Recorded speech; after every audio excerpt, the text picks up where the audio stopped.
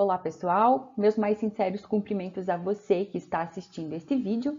Meu nome é Daniela Fontaniva, eu sou egressa do curso de Direito da Universidade do Oeste de Santa Catarina, campus de São Miguel do Oeste, e hoje venho falar a vocês sobre o Instituto da Área Verde Urbana, um estudo de caso no município de São Miguel do Oeste. Este artigo científico foi produzido ainda enquanto trabalho de conclusão de curso no ano de 2020, sob a orientação do professor e mestre Peterson Fernando Schedler. E hoje eu venho aqui apresentar ele a vocês, brevemente, a título de participação do 2º Circuito Regional de Pesquisa, Inovação e Desenvolvimento da UNOESC, edição de 2021. O problema a que nos propomos responder, então, foi: as áreas verdes urbanas dos loteamentos avalizados pelo município de São Miguel do Oeste são devidamente preservadas e acompanhadas pelo poder público após a aprovação dos empreendimentos? Para responder esse questionamento, então, o tipo e método de pesquisa, em resumo, foi a revisão legislativa e bibliográfica, bem ainda a pesquisa in loco e coleta de dados junto ao poder público municipal. O artigo científico em comento, então, ficou estruturado basicamente nessas 4 partes que estão neste slide agora, mas nesse vídeo eu vou me ater à 3ª e à 4ª parte, que tratam respectivamente da legislação municipal aplicável às áreas verdes urbanas, e ainda a 4ª parte, no caso, que seria então a visita in loco e a coleta de dados junto ao poder público municipal a respeito dos loteamentos e suas respectivas áreas verdes. Nesse sentido, avançando diretamente para a análise da legislação aplicável às áreas verdes urbanas no município de São Miguel do Oeste, nós temos o Plano Diretor, que é uma normativa mais geral, e em segundo lugar, nós temos a Lei do Parcelamento do Solo Urbano, instituída então pela Lei Complementar número 6 de 2011. Esta sim que é a lei mais influente e que vai dizer acerca da obrigatoriedade e das dimensões das áreas verdes urbanas em cada um dos loteamentos que forem aprovados pelo Poder Público Municipal. Apenas para contextualizar brevemente, então, a Lei do Parcelamento do Solo Urbano do município de São Miguel do Oeste, em seu artigo 46, prevê, de uma forma geral, que 4% da área total do empreendimento deverá ser dedicado à instituição da área verde urbana.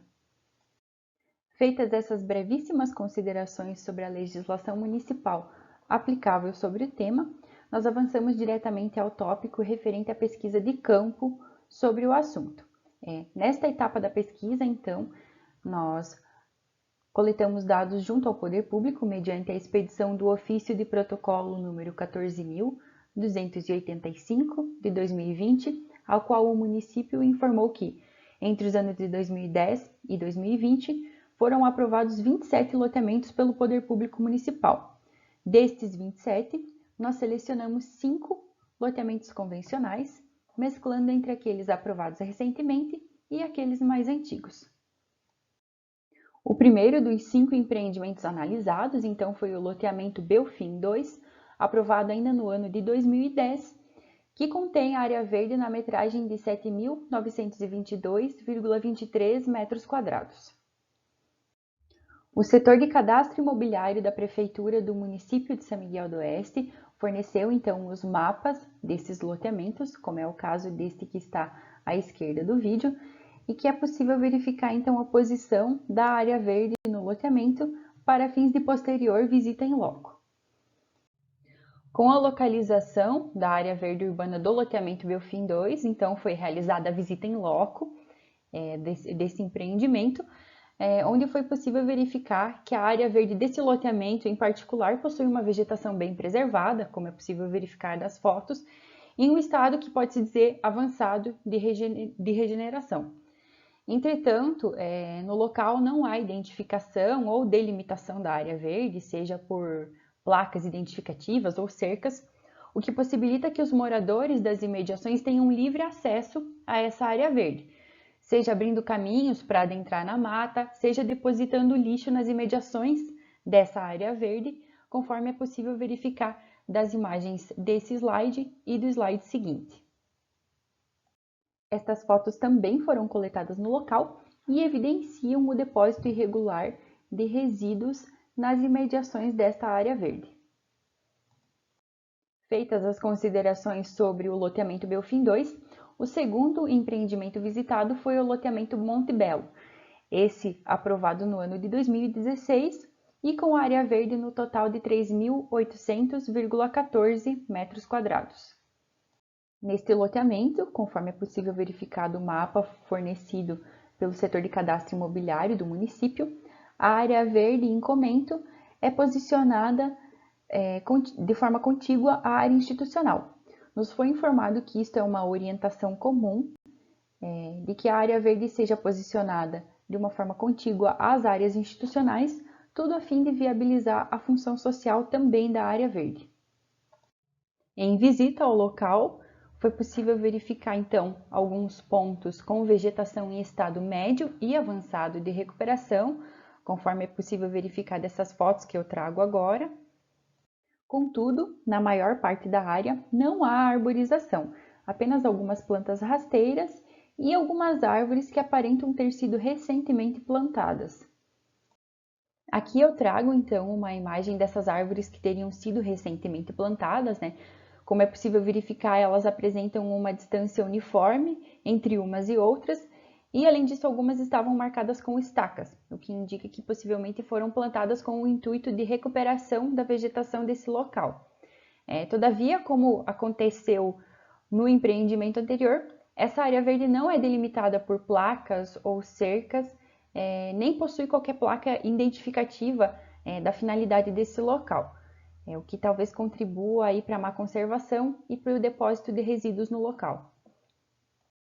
Feitos os apontamentos sobre o loteamento Monte Belo, o terceiro empreendimento visitado foi o loteamento Santina, aprovado já em 2017, e com área verde na metragem de 845,46 metros quadrados. Neste empreendimento em particular, então, conforme é possível verificar do mapa posicionado à esquerda do vídeo, a área verde urbana é situada contígua a uma área de preservação permanente que circunda uma nascente localizada aqui no centro, conforme é possível verificar do mapa. Na visita em loco, foi verificado que não há delimitação física aparente do perímetro desta área verde, a exemplo de cercas ou marcos. Tampouco há qualquer placa identificativa da área verde em si. Foi localizada então tão somente essa placa que identifica a área de preservação permanente. Aqui são imagens então mais distantes do perímetro da área verde em comento, tudo para evidenciar essa inexistência de demarcação física do que seria a área verde. Como é possível verificar, então não há qualquer cerca, qualquer marco ou qualquer placa que diferencie o que é a área verde do que seria arruamento e área de uso comum do povo. Estas imagens também são do local, então, e evidenciam mais uma vez a intensa interferência humana no local, mediante o depósito de lixo e até mesmo queimada de resíduos. Além disso, a foto da direita demonstra também a timidez da vegetação em relação àquela vegetação da área de preservação permanente.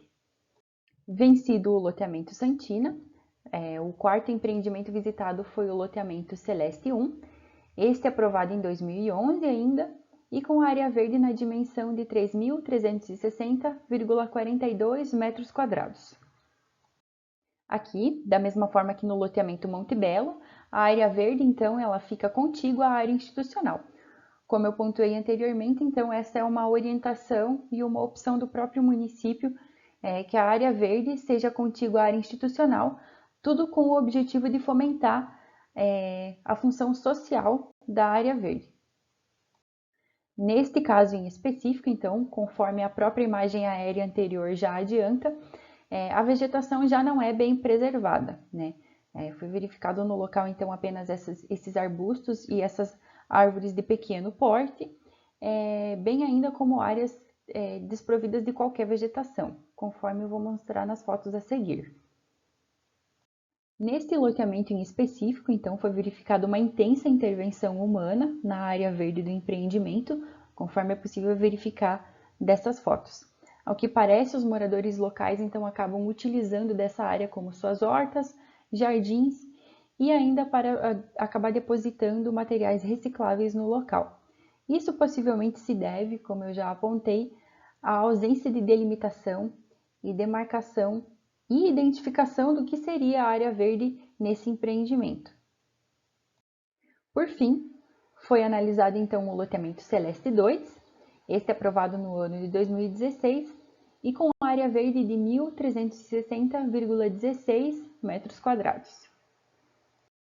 Neste empreendimento, como no anterior, a área verde também é contígua à área institucional, então. Todavia, a imagem aérea que eu coloco aqui do lado direito já evidencia que a vegetação no local é quase inexistente. Em visita ao local, foi verificada então a inexistência de demarcação ou identificação do perímetro da área verde. Além disso, não há vegetação arbórea no local, conforme é possível verificar das imagens, apenas vegetação rasteira composta por algumas gramíneas e alguns arbustos. Notou-se ainda que foram plantadas algumas árvores com o intuito de reflorestamento, provavelmente. Contudo, a maioria delas acabou morrendo, restando apenas alguns poucos indivíduos no local, como é o caso desse aqui que está marcado pela estaca. Ademais, foi encontrado bastante lixo depositado no local, o que indica que as pessoas acabam frequentando esse local para o consumo de bebidas alcoólicas e outras drogas. Concluída então a etapa de análise dos dados coletados mediante o oficiamento ao município e a visita em loco, os dados coletados nos viabilizaram algumas conclusões. Em primeiro lugar, então, no que se refere à fiscalização pelo poder público, em resposta ao próprio ofício que foi enviado ao município, este informou que não há uma verificação e fiscalização pelo poder público dessas áreas verdes após a aprovação dos empreendimentos. No que se refere à vegetação nessas áreas verdes, então, o que se concluiu é que, quando a vegetação já pré-existia ao momento da aprovação do loteamento, esta acabou sendo preservada. Todavia, naqueles loteamentos que dependiam do reflorestamento dessas áreas verdes, os locais ainda permanecem sem vegetação. Ainda, um resultado presente em todos os loteamentos, conforme foi apontado, é que as áreas verdes não possuem qualquer delimitação ou indicação do perímetro que as compõe, o que acaba viabilizando então essa intervenção humana e a pouca preservação da vegetação que ali existe. Nesse ponto, é importante frisar também que as leis municipais que aprovam esses empreendimentos fixaram em sua redação o encargo de que o proprietário recomponha a área verde no prazo máximo de 180 dias da aprovação do empreendimento. Todavia, conforme foi possível verificar, essa obrigatoriedade não é atendida, além do que não há fiscalização posterior pelo poder público municipal. Em arremate, então, o que foi possível concluir com esse trabalho é que, em que pese as áreas verdes desempenhem um papel fundamental no equilíbrio ecológico do meio ambiente urbano, aqui no caso em específico, essa função social e ecológica acaba não sendo atendida a contento, notadamente porque não há uma destinação correta dessas áreas verdes, tampouco a preservação ou recomposição da vegetação que compõe esse perímetro.